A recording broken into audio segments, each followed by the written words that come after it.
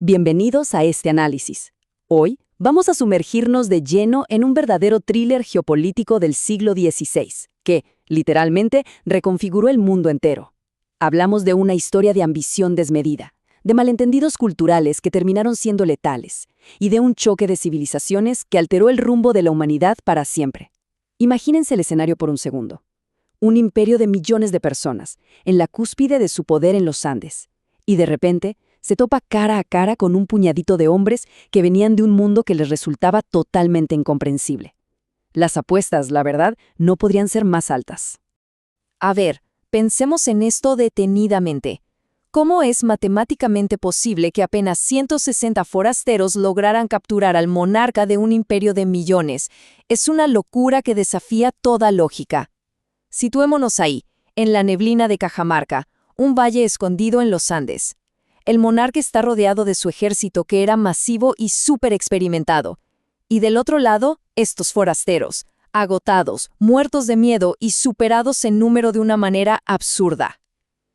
Explorar la pura improbabilidad de esta emboscada es clave para entender cómo una mezcla de miedo, sorpresa y una brecha tecnológica gigantesca lograron derrumbar a toda una potencia continental en cuestión de horas.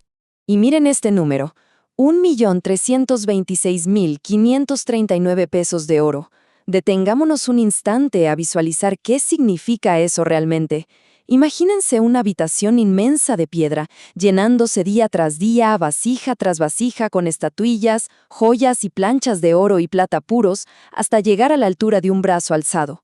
Esto no era un simple botín, era el rescate más grande de la historia humana, ofrecido nada menos que por un dios viviente que de la noche a la mañana se vio metido en una jaula. Es un dato que nos hace aterrizar de golpe en las altísimas apuestas de este secuestro. Pasamos a nuestra siguiente sección, el enigma del último Inca. Y bueno, para entender todo este desenlace, primero hay que conocer al protagonista. Y aquí la cosa se pone súper interesante, porque hay un debate histórico enorme sobre los orígenes de Atahualpa, un líder de unos 33 años, apuesto y con una inteligencia táctica brillante. Ya sabemos que la historia la escriben los vencedores, pero también el orgullo regional pesa muchísimo. Por un lado, cronistas tradicionales como Juan de Betanzos dicen sin dudarlo que nació en el Cusco, la capital imperial, lo que lo volvía el heredero legítimo. Pero por otro lado, historiadores revisionistas como Reimers o el propio Inca Garcilaso de la Vega argumentan que era un príncipe de Quito, en el norte. Manteniendo una postura totalmente imparcial, aquí es fascinante ver cómo ambas partes usan el lugar de nacimiento de este líder para justificar sus propias narrativas de poder e identidad en los Andes. Siguiente sección: la guerra de los dos hermanos. Para entender por qué el imperio inca estaba tan vulnerable, tenemos que mirar lo que estaba pasando puertas adentro. Todo este colapso súper rápido empieza con un enemigo silencioso. Por ahí de 1525, el emperador Huayna Cápac muere de repente por una epidemia misteriosa. Hoy sabemos que casi seguro fue la viruela, que literalmente viajó más rápido que los mismos conquistadores, dejando un vacío de poder peligrosísimo. Este vacío dividió al imperio y desató la hostilidad abierta en 1530.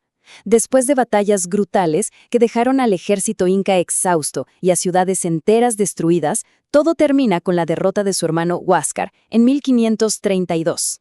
Si analizamos este conflicto familiar de forma neutral a través de los textos históricos, la imagen de Atahualpa se divide en dos extremos.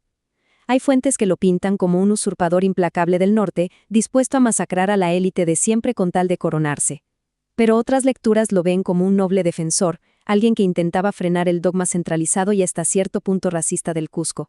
Ojo aquí, porque para la gente de Quito, el Cusco era una élite opresiva que los trataba como ciudadanos de segunda. Así que no fue solo una pelea por una silla, fue un choque ideológico gigante que partió al imperio por la mitad en el peor momento imaginable. Avanzamos a la siguiente sección, el drama de Cajamarca. Vamos a ver cómo toda esta tensión interna nos lleva directo al famoso choque en noviembre de 1532. Imagínense la escena. Al enfrentarse a esos 160 españoles, que la verdad estaban aterrorizados por el ejército andino, Atahualpa comete un error de cálculo monumental. Pero claro, Si entendemos su psicología en ese momento, tiene todo el sentido. Él pensaba que estos extranjeros rarísimos eran los mensajeros pacíficos del dios Viracocha, tal como lo había profetizado su padre. ¿Y cómo culparlo? Venían montados en caballos, algo nunca antes visto ahí, usaban armaduras de metal brillante que rebotaban las armas y traían palos que escupían fuego y ruido. Parecían de otro planeta. Atahualpa confió ciegamente en su estatus divino en vez de ver la amenaza real que tenía enfrente. Y entonces escuchamos esto. ¿Qué hace vuestra merced que Atahualpa esté hecho un Lucifer? Esa exclamación desesperada del fray Vicente de Valverde es el punto de no retorno. Fíjense en la inmensa desconexión cultural de ese instante. El fraile se acerca, le da una Biblia y le pide que se someta. Pero estamos hablando del choque entre una cultura oral y táctil y una cultura que basaba todo en la palabra escrita. El inca se lleva el libro al oído esperando que el objeto literalmente le hablara. Como no escuchó nada, simplemente lo tiró al piso. Un gesto de frustración normal para él, pero que los españoles tomaron como la excusa divina perfecta para atacar. Lo que vino después fue el caos absoluto. El ruido ensordecedor de los cañones, los caballos embistiendo a la multitud. La plaza se volvió una trampa mortal y miles de guardias desarmados fueron masacrados. Pero en medio de todo ese desastre sangriento pasa algo increíble. Francisco Pizarro se abre paso hasta Atahualpa y, con una sangre fría total, intercepta una espada con su propio brazo para salvarle la vida al inca. De hecho, se hizo un corte profundo en la mano. ¿Por qué hizo esto? Porque Pizarro entendía el juego geopolítico a la perfección. Un dios viviente valía muchísimo más como rehén que como cadáver. Entramos ahora a la sección sobre prisión, rescate y traición. De un momento a otro, este monarca casi intocable tiene que lidiar con un panorama político marciano desde una celda de 6 por 5 metros. Lo más fascinante de este encierro es ver la capacidad de adaptación que tenía Atahualpa bajo una presión brutal. Imagínense estar prisionero de alienígenas, básicamente. Bueno, él en solo 20 días aprende lo básico del español. Viendo jugar a sus captores, entiende tácticas europeas de guerra jugando al ajedrez. Y lo más impactante, su poder político no disminuyó ni un poquito.